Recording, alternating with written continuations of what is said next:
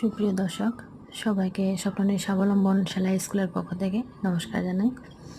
দেখুন, যখন স্টুডেন্ট এসে অ্যাডমিশন নেয় তখন প্রত্যেকের একটা ধারণা থাকে যে পেপারে কিভাবে কাটবো, পেপারে কিভাবে সেলাই করব, এটা নিয়ে একটা মন খারাপের ব্যাপার থাকে।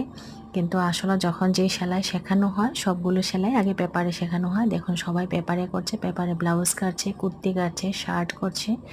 পেপারে আগে ভালো করে কাটিং করে স্টিচিং করে তারপর কাপড়ে করতে হয়, তাহলে শেখাটা ভালো হয়। তো আপনারা সবাই যেন যারাই শিখছেন, যেখানেই শিখছেন, পেপারে কাটিং করুন, পেপারে স্টিচিং করুন, তারপর কাপড়ে করুন।